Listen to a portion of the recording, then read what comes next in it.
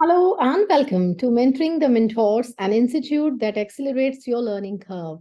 My dear educators, this is Meenakshi Narula, and we shall today discuss assessment in AIL, that is, assessment in arts integrated learning. My dear educators, you know that assessment is a continuous process, and we should explore various strategies through which we can assess our students' learning so that we can provide them scaffolding as and when it is required. So, NEP states the aim of assessment in a culture of our schooling system will shift from one that is summative. Usually हम अपने schools में summative assessment लेते हैं, pen and paper test लेते हैं, चाहे हम unit test लें, half yearly mid term exams लें, एनुअल टर्म एग्जाम्स लें. So for that we focus on pen and paper test, वही असेसमेंट लेते हैं और हमारा फोकस रहता है only on assessment of learning, यानी स्टूडेंट्स की लर्निंग को हम ग्रेड करते हैं, उसे मार्क्स देते हैं, उनको कंपेयर करते हैं, उनको लेबल करते हैं.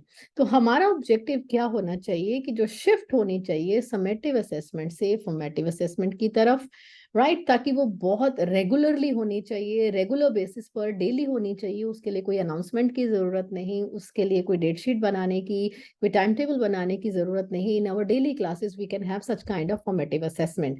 तो ये जो फॉर्मेटिव असेसमेंट होती है, it is more of competency based and it promotes learning and development of our students, और उनकी हायर ऑर्डर थिंकिंग स्किल्स को हम टेस्ट करते हैं, जैसे कि एनालिसिस वो कर पाते हैं, क्रिटिकल थिंकिंग स्किल्स, उनकी conceptual clarity. So this will be the underlying principle of assessment at all levels of education. This is written in NEP 2020. So assessment through AIL, that is Art Integrated Learning, helps to deepen the facilitator's knowledge. हमारी जो knowledge है as a facilitator, that is enhanced for the competency, like बच्चों की जो competency है कितनी है, किस लेवल तक वो पहुंचे हैं, कैसे वो प्रोग्रेस कर रहे हैं, उसके बारे में हमारी जो नॉलेज है वो एनहांस होती है. हमें अपने बच्चों के बारे में बेहतर जानकारी होती है, और जब बेहतर जानकारी होगी हम बेहतर तरीके से उनको स्कैफोल्ड कर पाएंगे. For example, the teacher is able to paint a fuller picture of the personality.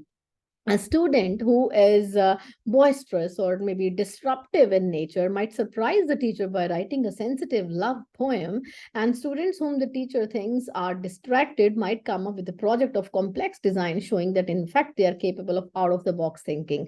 हमें कई बार क्लास में लगता है कि कोई बच्चा जो है शायद वो डिस्टर्बेंस ही क्रिएट करता है, the child is not able to concentrate, पर वो बच्चा ऐसे प्रोजेक्ट बना के लेकर आता है जिसमें बहुत सारी कॉन्सेंट्रेशन की जरूरत होती है और इनोवेशन, क्रिएटिव थिंकिंग की जरूरत होती है. और बच्चा ऐसा प्रोजेक्ट जब लेकर आता है तो हमारी जो थिंकिंग है, हमारी जो सोच है, वो क्लियर होती है बच्चे के बारे में, राइट. तो क्या होता है कि हमें शायद कई बार भ्रम हो जाता है, हमें लगता है कि शायद ये गलत है, ये है. हम एक ही बच्चे की कुछ एबिलिटी, एक ही कोई ऐसा इंस्टेंस देखकर हम कई बार जजमेंटल हो जाते हैं. तो ये हमें एक बेटर क्लैरिटी देता है स्टूडेंट्स के बारे में. We get to know better about them. So in these examples, the teacher not only finds out more about the students, but also develops understanding of planning the next activities. कि बच्चे का interest इसमें है, the child is showing interest in this very activity, तो मैंने जो upcoming activity है वो किस तरीके से प्लान करनी है ताकि सारे स्टूडेंट्स का जो है उसमें एंगेजमेंट हो, उनको उसमें एनग्रॉस किया जा सके.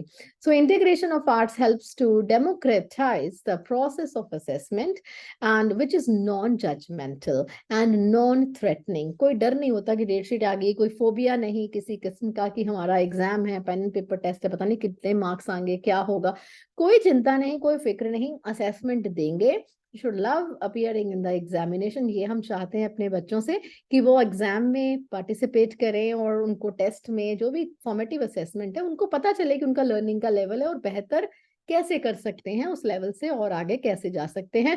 This will help us make learning joyful and holistic. उनकी 360 डिग्री असेसमेंट की हम बात करेंगे, 360 डिग्री असेसमेंट की इसी में हम बात करेंगे इसी वीडियो में. सो NEP 2020 recommends to close the gap in achievement of learning outcomes. Learning outcomes हमने अचीव करनी है, टारगेट बना के रखा है, पर जो हम पढ़ाते हैं, बच्चों को सिखाया है, उसमें और आउटकम में एक गैप रह जाता है। उस गैप को जो है वो ब्रिज करना है, ये हमारा ऑब्जेक्टिव है। और उसी चीज के लिए, जब वो गैप को ब्रिज करने के लिए ही हमारे पास एक जो तरीका है, जो पेडागोजी है, जो कहते हैं कि future of pedagogy, that's arts integration. तो जो असेसमेंट का टूल है, the assessment tools including assessment as of for learning will also be aligned with the learning outcomes, capabilities, and dispositions. It further recommends that the progress card will be holistic. मैंने अपनी recent videos में a few days ago have uploaded videos on holistic progress card again, though I uploaded a few months ago as well, and I am really very happy and thankful to all of you. Like, you all have watched those videos and have given your wonderful observation, your remarks over there. Keep watching Mentoring the Mentors. So 360 degrees multi-dimensional report card की जब बात करते हैं, वो कैसे होगी? जब 360 degree assessment होगा तभी तो 360 डिग्री रिपोर्ट कार्ड बनेगी, right?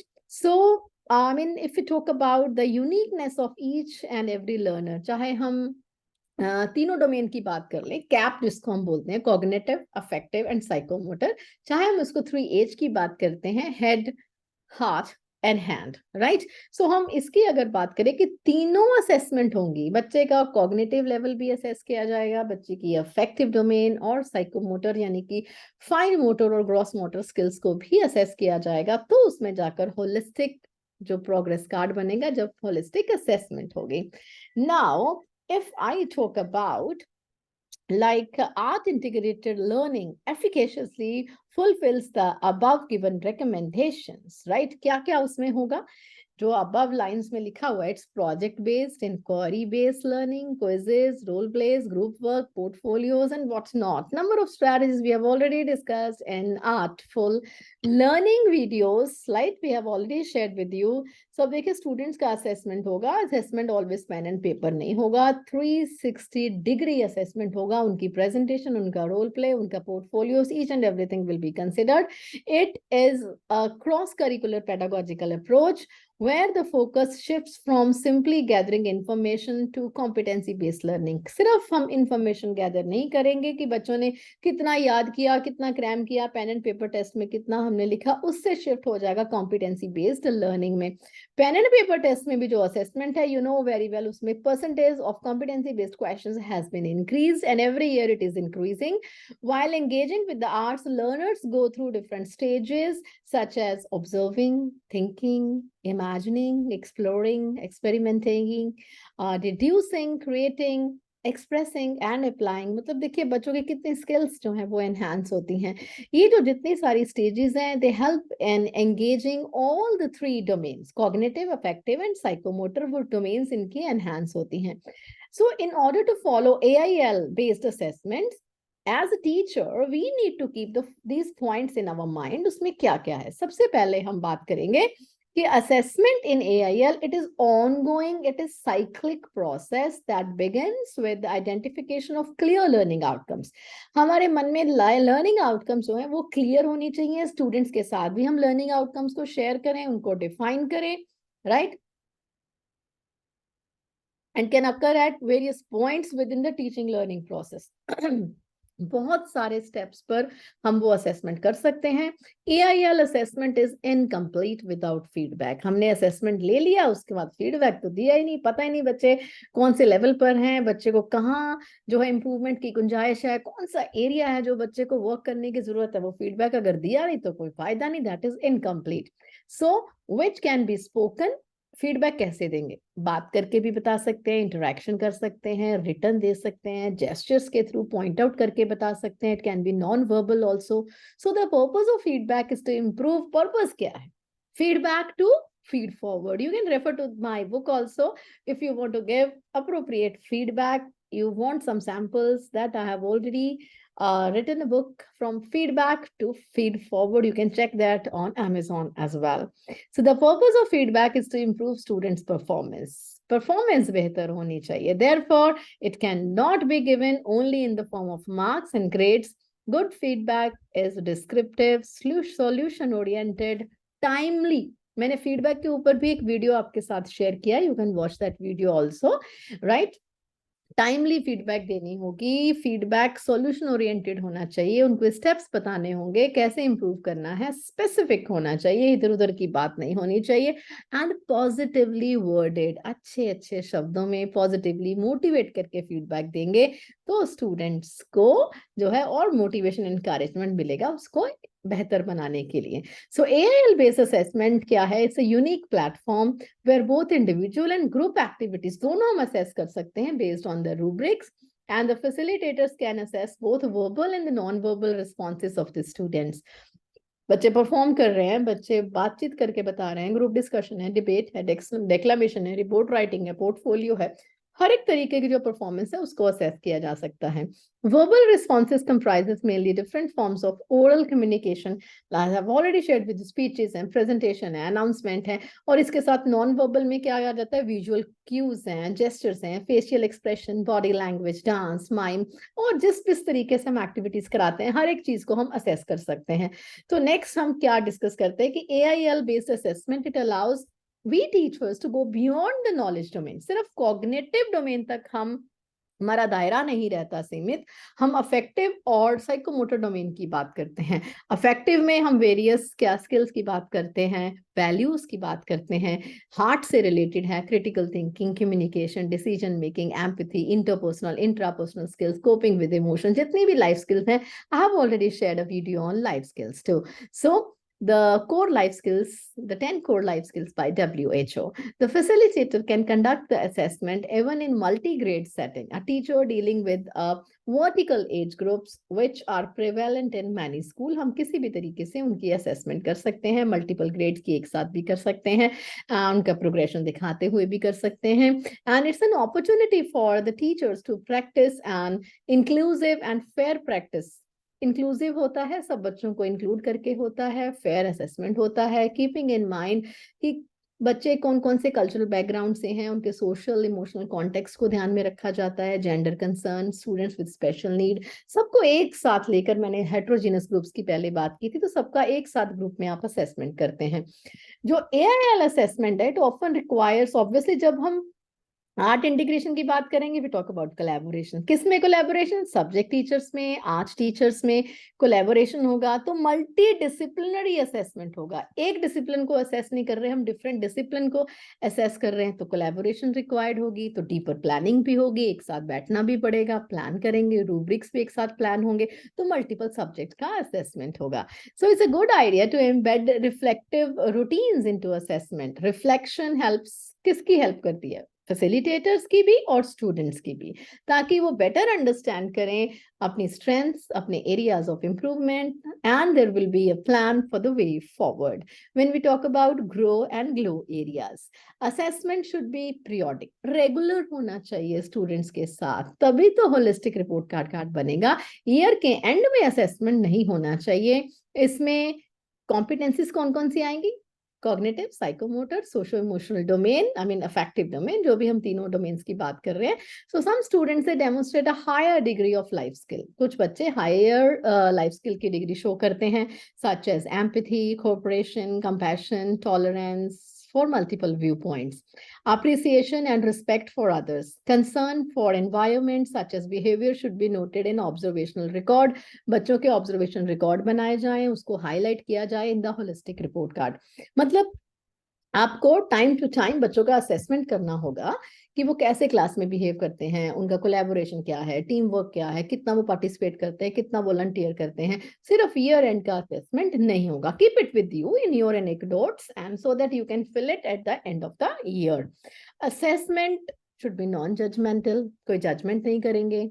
नॉन कंपैरेटिव, कोई कंपैरिजन नहीं होगा किसी तरीके का एक स्टूडेंट का दूसरे के साथ में, कोई कंपटीशन नहीं है, because we talk about joyful activity where every student gets equal opportunity to participate and get acknowledged without competing with one another. Non threatening, कोई डर नहीं किसी किस्म का, कोई फोबिया नहीं कि हमारे एग्जाम आ रहे हैं, ओ माय गॉड हमारे टीचर्स हमें असेस कर रहे हैं, but enjoy the assessment differentiated, I mean बच्चों को अलग अलग वे से प्रेजेंट करने का मौका देना चाहिए अपने लर्निंग स्टाइल्स के अकॉर्डिंगली, अपनी पेस पर। होलिस्टिक हो, जिसमें हम बात कर रहे हैं कि तीनों ही डोमेन्स को असेस करेंगे, ये है होलिस्टिक का मतलब, cognitive, affective and psychomotor, right. तो अगर हम टूल्स की बात करें कि कौन कौन से टूल्स और टेक्निक्स हम यूज करेंगे AIL असेसमेंट में, हम इसमें प्रोजेक्ट्स कर सकते हैं, परफॉर्मेंसेस इन प्रेजेंटेशन कर सकते हैं, ऑब्जर्वेशन के रिकॉर्ड की हमने बात की, एनेक्डोटल रिकॉर्ड्स की बात कर सकते हैं, इंटरव्यूज ले सकते हैं स्टूडेंट्स का, group interviews, individual interviews, checklist, rating scale भी कर सकते हैं, वो भी आप उसमें ऐड करिए, रूब्रिक्स क्रिएट करिए, कोलैबोरेशन से related, portfolios with samples of finished art work, portfolios बनाएंगे स्टूडेंट्स, अपना फिनिश्ड आर्ट वर्क एक फाइल में लगाते जाएंगे, anecdotal records capturing the overall progress of the students' cognitive, socio-emotional, creative development, questionnaires, quizzes, and students का reflective journal, जिसके बारे में हम बार बार बात करते आए हैं कि स्टूडेंट्स को बनाने के लिए देंगे उनका रिफ्लेक्टिव जर्नल, और वो उनकी प्राइवेसी को मेंटेन करेगा, उनके लर्निंग लॉग्स भी वो बना सकते हैं, राइट। सी यहाँ पर कुछ एग्जांपल्स दिए हैं कि स्टूडेंट अपनी लर्निंग कैसे डेमोन्स्ट्रेट करते हैं। Look at this box. Sculpture, model, puppet shows, dance, musical, drama, discussions, demonstrations, story making, storytelling, right?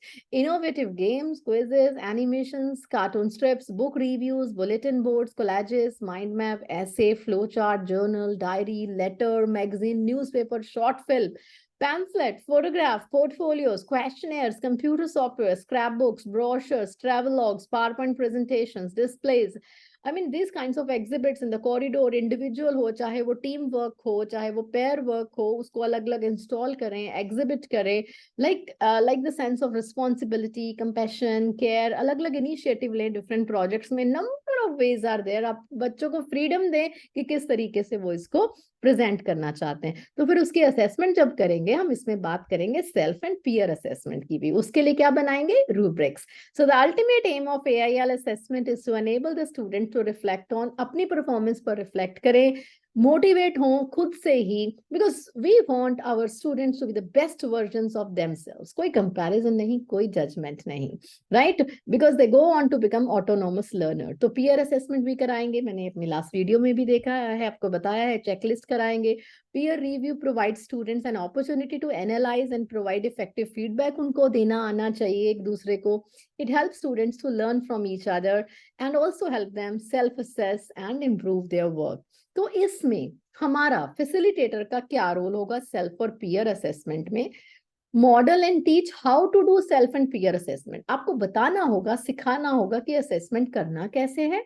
Guide students to identify the learning outcomes को कैसे आइडेंटिफाई करें और मैप कैसे करें कि वो कैसे धीरे धीरे स्लोली प्रोग्रेस कर रहे हैं in order to achieve those learning outcomes.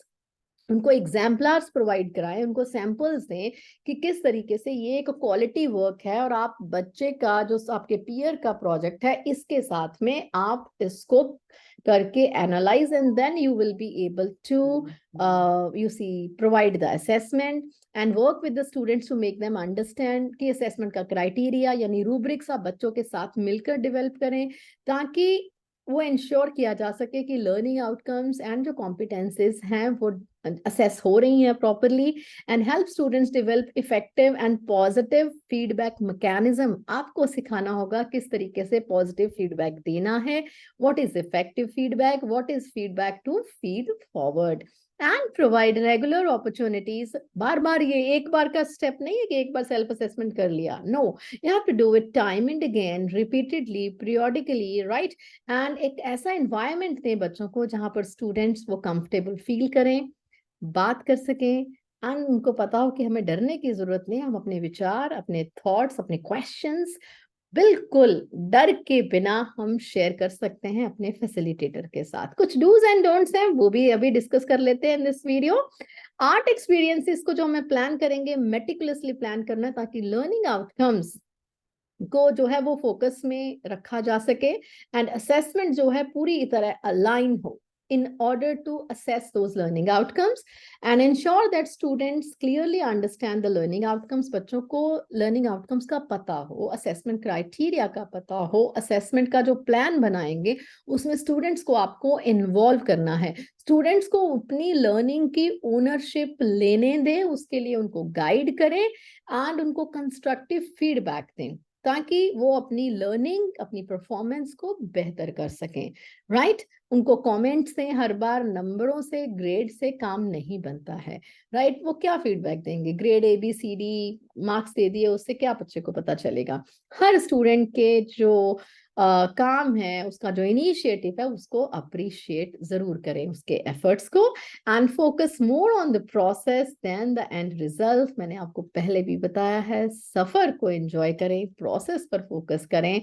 Research has shown that this focusing on the process step, it leads to excellence, growth, ultimately better performance. So guide students through self and peer assessment, give equal opportunity to all the students. All the students, we talk about inclusive environment. Pace बच्चों की को respect करें। एक बच्चा एक दिन में काम करके ला रहा है, दूसरे को 2 दिन लग रहे हैं, अप्रिशिएट, कोई बात नहीं, ठीक है, धीरे धीरे धीरे धीरे will work on, they will improve their pace, right? And बहुत सारे टीचर ये कहते हैं कि इसका मतलब हर बार बच्चा 2 दिन में ही काम करता रहेगा, बच्चा क्या लेथार्जिक ही रहेगा। नहीं, आपको देखो बच्चे की एबिलिटी के अकॉर्डिंगली, अगर बच्चा टाइम ज्यादा ले रहा है, depending upon, you have got students with different abilities, आप जब उनके साथ वर्क करते हो, आपको उनके बारे में पता चलता है, तो let them take some extra time, that is perfectly fine. Open ended questions पूछें बच्चों के साथ, ताकि आपको पता चलेगा कि उनकी सोच क्या है, उनके क्वेश्चंस क्या हैं, उनको कितना पता है, वो कितना एक्सप्लोर करते हैं, क्या उनकी क्रिएटिविटी है। तो उनके ओरिजिनल काम को ही डिस्प्ले किया जाए, आप उसको एडिट नहीं करेंगे, right? Even if teacher doesn't find the work aesthetically pleasing, आपको लगे कि कलर कॉम्बिनेशन पता नहीं क्या है, वो बच्चे के अकॉर्डिंगली है, please make sure you display it and refer to classroom displays during the teaching learning process, right? And जब पढ़ा रहे हो आप, तो उन जो आपने डिस्प्ले करे स्टूडेंट का वर्क, उसका रेफरेंस देकर उनको पढ़ाइए, उनको समझाइए, राइट? सो उसको इन्वॉल्व होगा, उसको यूज करिए as TLM and compare students progress to their earlier performance, not with the performance of each other, because we want our students to be the best versions of themselves. तो कुछ don'ts हैं। Don't क्या है? Comment नहीं करेंगे artistic quality जो है बच्चों की प्रेजेंटेशन की, कंपेयर नहीं करेंगे। क्लासरूम के में जब आप एंटर हो रहे हो, कोई प्री कंसीव्ड नोशंस के साथ नहीं जाना, ये बच्चे का काम अच्छा नहीं होगा, ये तो ऐसा ही करता है, ये तो लेके नहीं आया होगा। No no no, nothing. I mean, it should not be like that in your mind, and do not turn the feedback into criticism. Feedback को feedback तक रखें ताकि वो feed forward हो सके, criticism नहीं उसको बनाए। Motivate करें, positively उसको worded करें, and do not be afraid of arranging students in groups, even though group work can be messy हो सकता है, but उनको ग्रुप में काम करना हम ही सिखाएंगे कोलैबोरेशन की जब हम बात करते हैं। So इसके बाद नेक्स्ट वीडियो में we will be talking about roles and responsibilities, right? So stay tuned to Mentoring the Mentors. Have a nice day.